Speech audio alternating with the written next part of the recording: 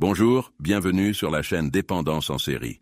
Aujourd'hui, nous nous penchons sur l'œuvre cinématographique Uncut Gems, qui nous offre une exploration fascinante des complexités de l'addiction au jeu à travers le personnage d'Howard Ratner.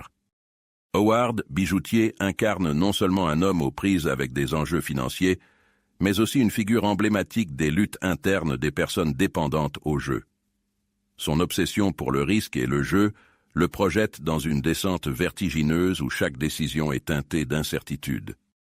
Le film que nous analyserons dans la deuxième partie nous invite à examiner les manifestations de cette addiction, la quête insatiable du frisson, le refus d'accepter la réalité et la manipulation de l'entourage pour justifier ses actions. Howard devient ainsi un exemple révélateur des conséquences dévastatrices que l'addiction peut avoir sur la vie personnelle et professionnelle. Par une analyse approfondie, nous explorerons les signes avant-coureurs de cette dépendance, ses impacts sur les dynamiques familiales et les solutions potentielles pour traiter cette pathologie. Rejoignez-nous dans cette analyse critique de Uncut Gems et découvrez comment le film illustre les défis d'une addiction qui transforme des rêves en cauchemars.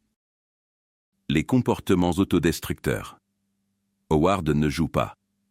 Il vit pour jouer. Chaque décision qu'il prend semble guidée par une seule obsession, le prochain pari.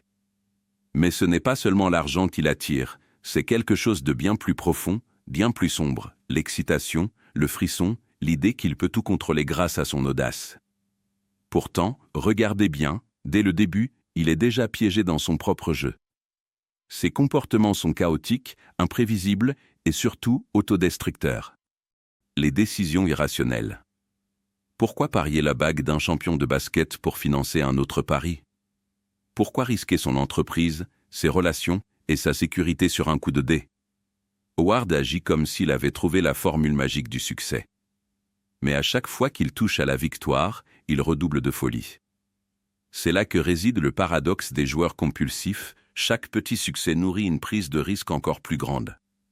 Ses décisions ne suivent aucune logique rationnelle, mais pour lui, tout semble avoir un sens tordu. Tout mettre en péril. Regardez ce qu'Howard sacrifie. Sa relation avec sa femme est déjà en ruine et son amante devient une source de tension supplémentaire. Son entreprise, autrefois prospère, est un champ de bataille où mensonges et manipulation règnent. Et sa propre sécurité? Howard semble la considérer comme une simple variable dans son équation de gain potentiel. Ce n'est plus seulement une question d'argent, Howard met son âme en jeu, son humanité. À quel moment réalise-t-il que ce qu'il perd est bien plus précieux que ce qu'il espère gagner? Prise de risques excessive. Howard ne se contente pas de petits paris. Non. Il veut tout ou rien. Plus le risque est élevé, plus il se sent vivant. Mais ces risques excessifs ne sont pas sans conséquences. À chaque pari, il s'enfonce un peu plus dans un gouffre qu'il ne pourra pas escalader.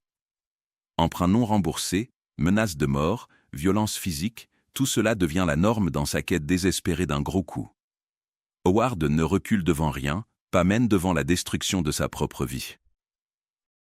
Mais pour Howard, l'argent n'est qu'un leurre. Ce qu'il désire vraiment, c'est le frisson, cette montée d'adrénaline qui le consume, ce vertige délicieux que seule l'incertitude peut offrir. L'addiction au jeu n'est pas simplement une affaire de gain matériel, c'est une quête effrénée de sensations intenses. Même lorsqu'il se trouve au bord du gouffre, avec le précipice qu'il appelle, il ne peut résister à l'envie de plonger encore plus profondément. Dans son esprit tourmenté, un miracle pourrait bien le rattraper en plein vol, mais à quel prix? L'illusion de contrôle. Howard croit qu'il maîtrise la situation. Il se persuade que chaque pari, chaque décision, est calculé, réfléchi. Mais en réalité, il n'est qu'un pion sur un échiquier qu'il ne comprend pas. Comme beaucoup de joueurs compulsifs, il est prisonnier de l'illusion de contrôle. Il est convaincu qu'un gros coup viendra effacer toutes ses pertes. Mais ce coup n'arrive jamais, car Howard ne sait pas s'arrêter. Pensée magique et superstition. Que dire des croyances étranges qui gouvernent les choix d'Howard? Dans le film, on le voit s'accrocher à des signes, des pressentiments, des superstitions. Chaque victoire passée devient une preuve que la prochaine est imminente. Il interprète les coïncidences comme des certitudes, transformant le hasard en destin. C'est là toute la tragédie de son personnage. il ne voit pas la réalité. Il voit ce qu'il veut voir, tout ce qui peut justifier sa dépendance. Alors, que retenir de cette descente aux enfers? Ce film n'est pas seulement un film sur le jeu, c'est un miroir tendu à notre propre humanité. Howard, avec toutes ses failles et ses excès, représente ce besoin désespéré de contrôle dans un monde chaotique. Mais à force de jouer avec le feu, on finit par se brûler. Howard a-t-il trouvé ce qu'il cherchait? Ou a-t-il tout perdu pour rien? C'est à vous de décider.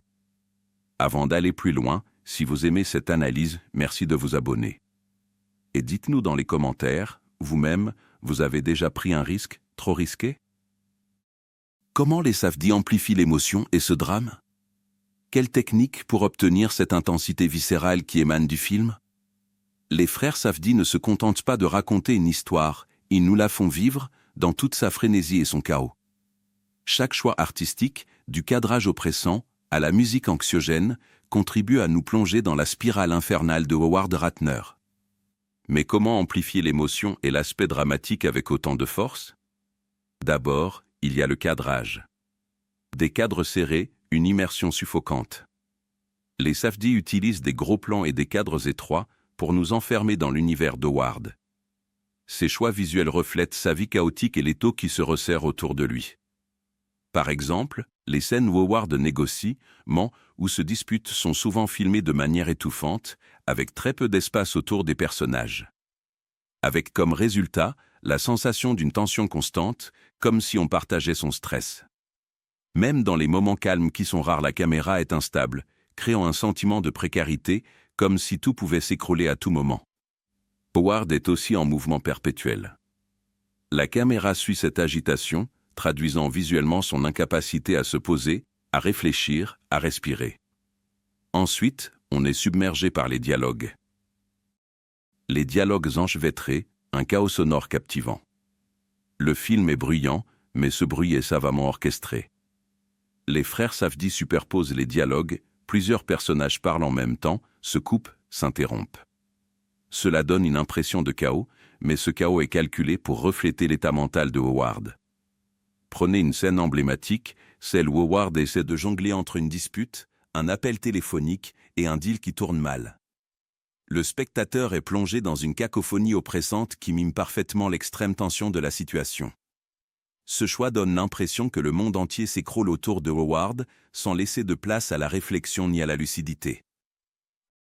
L'absence de rédemption. Howard Ratner n'est pas un héros qui apprend de ses erreurs. Il n'est pas non plus un anti-héros, cherchant à se racheter dans un dernier acte de bravoure. Howard est tragiquement constant, il ne change pas. Dans le film des frères Safdie, l'idée de rédemption n'existe pas. Pas pour lui. Howard ne cherche ni pardon, ni paix, car il ne croit pas en la nécessité de changer.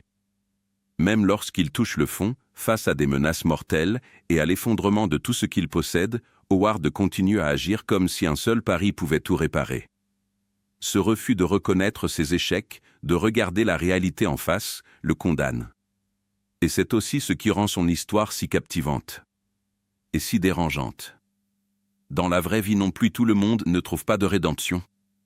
Pour Howard, l'obsession l'emporte sur tout. Il n'y a pas de moment d'introspection, pas de tentative de reconnecter avec sa famille, ou de réparer les dégâts qu'il a causés. Ce qui le rend tragique, c'est précisément cette incapacité à évoluer. Howard est prisonnier de lui-même, et le film nous montre que certains personnages, certaines personnes, ne changent jamais. Cette absence de rédemption donne une puissance brutale à l'histoire. Elle nous rappelle que dans la vraie vie, tout le monde ne gagne pas une fin heureuse. Parfois, les choix destructeurs nous mènent exactement là où ils étaient censés nous conduire, dans le chaos. Échapper à l'addiction au jeu ou les voies vers la guérison. Contrairement à Howard, qui refuse de reconnaître son problème, il existe des solutions pour ceux qui souhaitent se libérer d'une addiction au jeu. La clé, comme pour toute dépendance, est d'abord la prise de conscience. Mais ensuite, comment lutter contre une addiction aussi envahissante, où chaque pari promet une excitation irrésistible? Les thérapies pour l'addiction au jeu se concentrent sur plusieurs axes. Les thérapies cognitives et comportementales. C'est une des approches les plus efficaces. Elle aide les joueurs à comprendre les mécanismes derrière leur comportement. Par exemple, les pensées magiques ou les croyances superstitieuses de Howard comme l'idée que, cette fois, ça va marcher sont déconstruites pour révéler leur caractère irrationnel. La thérapie enseigne aussi des techniques pour résister à l'envie de jouer, comme reconnaître les déclencheurs, stress, frustration, ennui et les remplacer par des habitudes saines. Les groupes de soutien. Des organisations comme les joueurs anonymes offrent un espace sûr pour partager ses expériences et apprendre des autres. Ce soutien communautaire est essentiel pour briser l'isolement souvent ressenti par les personnes dépendantes. Contrairement à Howard, qui manipule et repousse son entourage, ces groupes permettent de reconstruire un réseau social, sain et bienveillant. L'aide financière et la gestion des dettes. Beaucoup de joueurs, comme Howard, s'endettent lourdement pour financer leur dépendance. Des conseillers spécialisés aident à mettre en place des plans de remboursement et à redonner un semblant d'ordre à des situations financières chaotiques. Le contrôle des finances devient une étape cruciale pour reprendre le contrôle de sa vie. Les thérapies médicamenteuses. Dans certains cas, des médicaments peuvent être prescrits pour gérer les symptômes liés à l'addiction, comme l'anxiété, la dépression ou l'impulsivité. Bien que cela ne soit pas une solution en soi, ces traitements peuvent offrir un soutien précieux en parallèle des autres thérapies. La prévention et la sensibilisation. Pour éviter de devenir comme Howard, il est essentiel de reconnaître les signes précoces de l'addiction au jeu, jouer pour échapper à des émotions négatives, parier de l'argent qu'on ne peut pas se permettre de perdre ou mentir à ses proches sur ses activités. La sensibilisation, notamment auprès des jeunes, peut prévenir cette spirale destructrice avant même qu'elle ne commence. Mais tout cela repose sur un point crucial, vouloir changer. Si Howard illustre l'échec de cette prise de conscience, il rappelle aussi à quel point il est difficile, mais vital, de demander de l'aide. L'addiction au jeu n'est pas une fatalité. Avec les bonnes ressources et un soutien approprié, il est possible de retrouver une vie équilibrée, loin des paris risqués et des illusions de grandeur. En conclusion, les frères Safdie ont mis des choix artistiques au service de l'expérience émotionnelle. Ils ne se contentent pas de raconter l'histoire d'Howard. Ils nous enferment dans sa tête, dans sa vie, et nous forcent à ressentir chaque pulsation de son anxiété, chaque montée d'adrénaline. Grâce à leur maîtrise des cadres, des dialogues, de la musique et du montage, ils créent une expérience viscérale où l'émotion et le drame ne sont pas seulement observés, mais vécus. C'est cette immersion totale qui fait de ce film une œuvre unique et inoubliable. Et vous, avez-vous ressenti ce stress presque insoutenable en regardant le film ? Le film offre une réflexion percutante sur l'addiction au jeu, soulignant les dangers de cette dépendance et ses conséquences dévastatrices. Bien que le film se concentre sur un personnage fictif, il permet de mieux comprendre les questions fréquentes entourant cette problématique et d'ouvrir un dialogue important sur la nécessité de la prévention et du traitement.